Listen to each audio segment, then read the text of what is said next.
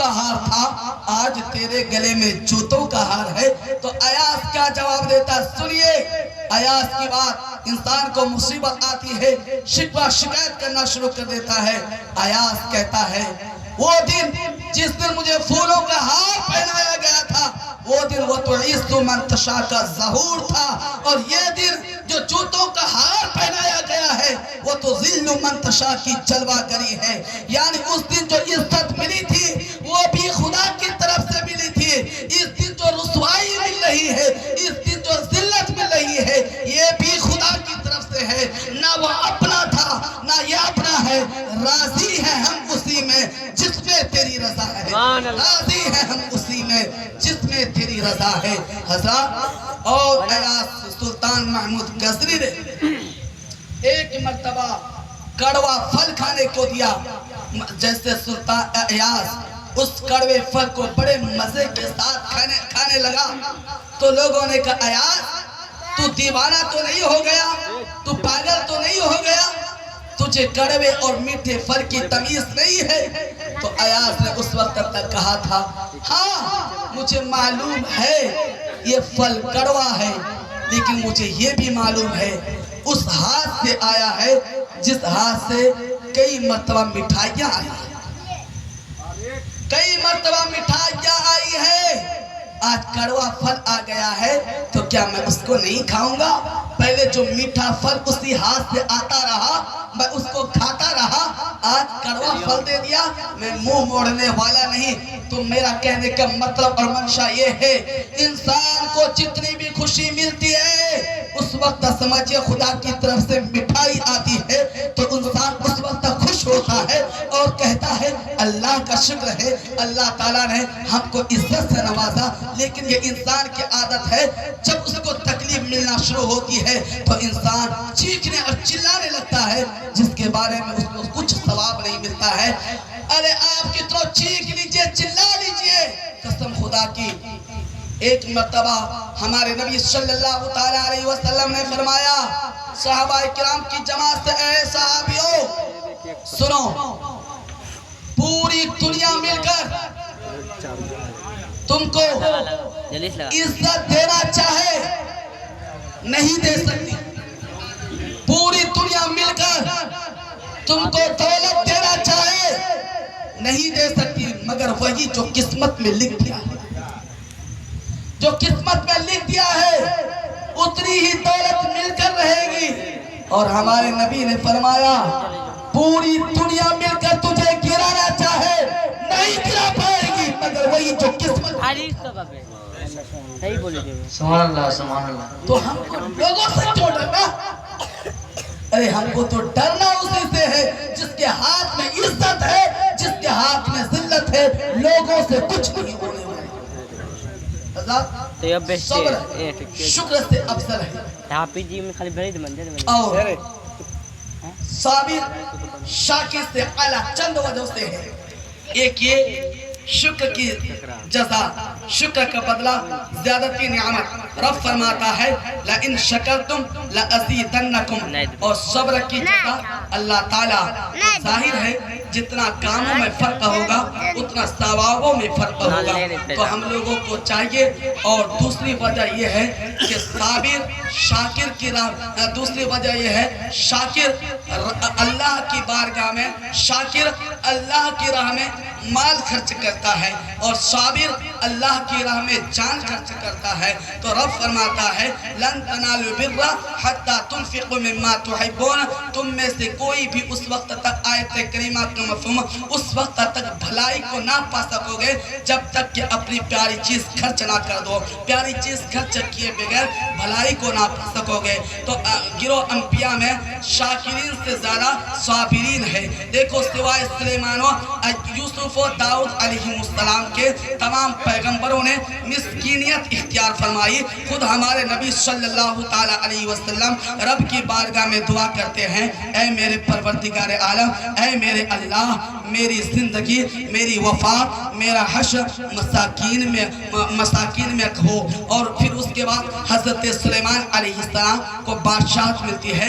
हजरत सुलेमान अलैहिस्सलाम दौलत से तंग आकर रब की बारगाह में अर्ज करते हैं, रब्बि ग़फ़िरली व हबली मुल्कन ला यंबग़ी लि अहदिन मिन बादी। ऐ मेरे परवरदिगार आलम, ये दौलत का बोझ, ये बादशाहत का बोझ मुझ पर ही डाल दे, मेरे बाद किसी नबी पर बादशाहत का बोझ ना डालना, क्योंकि ये उनके लिए मुनासिब नहीं है। हमारे नबी ने, अगर हमारे नबी बादशाहत को चुनना चाहते तो बादशाहत को भी चुन सकते थे। हमारे नबी पूरी दुनिया में हुकूमत कर सकते थे, लेकिन हमारे नबी ने गरीबों को अपने दिलों से लगाया और कहा, गरीबों के वक्त, गरीब जब मुसीबत के वक्त रहेंगे, कहेंगे जिस नबी का हम कलमा पढ़ते थे वो तो बादशाह की तरह जिंदगी गुजारते थे, इसलिए हमारे नबी ने दौलत को लात मार दी गरीबों की मोहब्बत में। हज़रात, हमारे नबी सल्लल्लाहु ताला उसी नबी की आज हम मिलाद मना रहे हैं। और दूसरी बात ये, मैं 2 साल से जो रहा, गल करना, चाहे अल-हक़्क़ु मुर्रुन लौ काना दुर्रुन, मैं वो आईना हूँ, दिखाऊंगा चेहरे का दाग तुमको, जिसको बुरा लगे वो सामने से हट जाए। ये 7 घर है।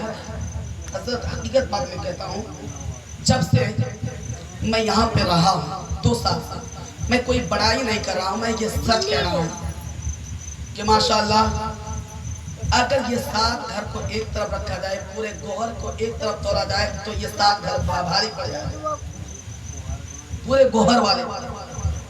हकीकत बात कहते हैं, क्योंकि ये लोग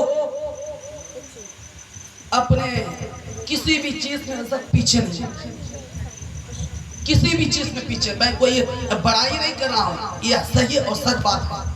अल्लाह ताला की बारगाह में दुआ है, अल्लाह ताला इसी तरह इन लोगों के जज्बात को सलामत रखे। यही पर खत्म कर देते हैं। नहीं 2 बजे आगे कुछ कहिए। हजरत भी करेंगे। आज आप करिए, थोड़ा फिर करें। अच्छा, मैं कर देता हूँ। 2 बजे तक, आप लोग तर्जुमा मेरी तकरीर सुनते रहते हैं ना? आप सुनाइए, यहाँ नहीं सुना ले। 2 बजे तक खत्म, सब नहीं सुना। 10 मिनट कर देते हैं। 12 बज के 12 बजे 1 बजे तक नहीं, 2 बजे तक आज रात का फिर 2 हाँ 2 बज जाएगा। 3 बज जा, कोई दिक्कत नहीं, पढ़ते 2 भी बज जाएगा, 3 भी बज जाएगा, कोई दिक्कत नहीं। अरे छोड़ पढ़िए दरूद पाक अल्लाहु रब्बु मुहम्मद सल्लल्लाहु अलैहि वसल्लम, नहनु इबादु मुहम्मद सल्लल्लाहु अलैहि वसल्लम, सल्लल्लाहु अलैहि वसल्लम। अब आप लोगों के बारे में तकरीर नहीं होगी, अब जो तकरीर होगी औरतों के बारे में होगी, ठीक है? औरतों को, क्योंकि आप लोग जुमा में जाते हैं, मेरी बात सुनते हैं, औरतें नहीं सुन पाती हैं। लेकिन आगे मैं आपको ये वाक़या से शुरू करता हूँ ताकि आप लोगों को भी कुछ लगे। एक गांव में एक बूढ़ा इंसान रहता था और उसकी एक लड़की भी रहती, जवान लड़की रहती थी। लेकिन उसने क्या देखा कि अचानक उसके बूढ़े बाप की तबीयत खराब हो गई, बिगड़ गई, और वो बूढ़ा इंसान बहुत ज्यादा गरीब था। उस वक्त उसका कोई लड़का भी नहीं था, एक ही लड़की थी। वो परेशान थी और उसकी बेटी सोच रही थी कि मेरा बाप है, मुझे जो जवानी की दहलीज पर कमा कर इस तरह से पाला पोसा बड़ा किया है, आखिर ऐसे गुर्बत की हालत में मैं कहाँ जाऊँ? वो लड़की आखिर जवान लड़की जाती भी तो जाती कहाँ जाती? उसने पड़ोसी से मदद मांगी। पड़ोसी ने कहा कि आप हमको कुछ मदद कर दीजिए, हेल्प कर दीजिए, इसलिए कि मेरे बाप की तबीयत खराब है। लेकिन शायर कहता है, बुरा वक्त आता है तो कोई भी टाल देता है, बुरा वक्त आता है तो कोई भी टाल देता है। अरे गधे पर बैठे तो गधा भी उछाल देता है। बुरा वक्त आता है तो कोई भी टाल देता है, गधे पर बैठो तो गधा भी उछाल देता है। बुरे वक्त में कोई भी साथ देने वाला नहीं होता है। लड़की अपने पड़ोसी वाले से मदद मांगती है, मुझे पैसा दे दो, मेरे बाप की तबीयत बिगड़ गई है। पड़ोसी ने मना कर दिया पैसा देने से। उसने फिर रिश्तेदार के आगे हाथ फैलाकर कहा, चाचा मामा के पास सामने हाथ फैलाकर कहा, मेरे बाप मौत और जिंदगी से लड़ रहे हैं, पैसा दे दीजिए, मेरे बाप की मदद, मेरी बाप बच जाएंगे। जिंदगी और मौत से लड़ रहे हैं। उसका इलाज हो पाएगा। लेकिन सारे लोग मुंह बिगाड़ लेते थे। कसम खुदा की मुसीबत के वक्त लोग ऐसे मुंह बिगाड़ते हैं। अगर किसी को मुसीबत आ जाए, आप कभी भी मुंह ना बिगाड़िएगा। कोई भी आपकी बारगाह आपके पास चलकर आता है, बड़े अरमान लेकर आता, दिल में बांधकर बड़ी आस लेकर आता है, मैं फुला के पास जाऊंगा, फुला आदमी मुझे कुछ ना कुछ तो जरूर देगा। अरे पान नहीं तो पान की ढटकी तो जरूर दे देगा। उसको बहुत तसल्ली होती है। लेकिन आपके पास आता है, आप वापस भेज देते हैं। कसम खुदा की दिल टूट जाता है। दिल टूटता है तो अर्श आज़म भी हिल जाता है। उस वक्त सारे लोगों ने मना कर दिया था, किसी ने पैसा नहीं दिया था और सब लोग सोच रहे थे ये गरीब है, इसका बाप ना ही कमा पाता है, ये लड़की कहाँ से पैसा अदा करेगी, कर्ज कहाँ से अदा करेगी। सारे लोगों ने धक्का दे दिया। अभी ये बाप को देख रही है, उसका बाप जिंदगी और मौत से लड़ रहा है, बिस्तर मर्ग पर आखिरी सांसें ले रहा है। आखिरकार वो परेशान हो जाती है और सोचती है मैं किससे मदद लूं, आखिर मैं किसको पुकारूं, आखिर मैं कहीं तो काम भी नहीं कर सकती हूँ। उसके दिल में उसको फिर शैतान ने बहकाया। शैतान ने बहकाया और कहा कि लड़की ठीक है, तूने तो पहले भलाई की, पहले तू अच्छी बने, तूने पहले गरीबों से, तूने पहले पड़ोसी से मदद मांगी, पड़ोसी ने मदद नहीं दी, तुमने चचा और मामू से मदद मांगी, उसने भी नहीं दिया। अब तुम्हारे पास कुछ नहीं है, अगर है भी तो तेरे पास हुस्न है भी तो तेरे पास खूबसूरती है। अपने जिस्म को गलत काम में लगाकर जो पैसा मिलेगा उसी पैसे से अपने बाप का इलाज करा। इतना अपने दिल में सोचती है। रात भर सोचती है कि मेरा बाप मर जाएगा तो फिर मेरा कोई सहारा नहीं होगा। उस वक्त जैसे ही सुबह होती है, वो लड़की नहा धोकर तैयार होती है।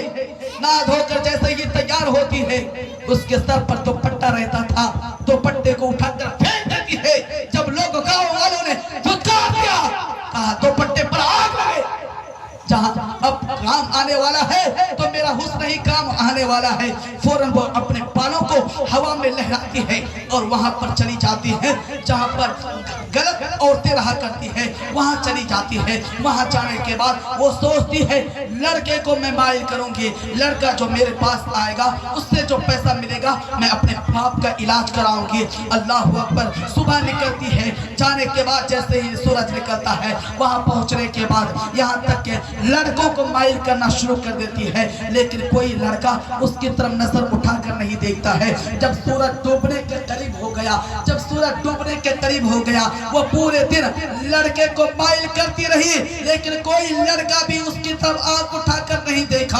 उसको बड़ा गुस्सा हुआ कि मैं औरतों में सबसे ज्यादा खूबसूरत मैं ही हूँ, लेकिन मेरी तरफ कोई आंख उठाकर क्यों नहीं देखता है। इधर उस बूढ़े बाप को किसी ने कह दिया कि तेरी बेटी आज इज्जत को नीलाम करने के लिए गई है, तेरी बेटी आज इज्जत को बेचने के लिए गई है।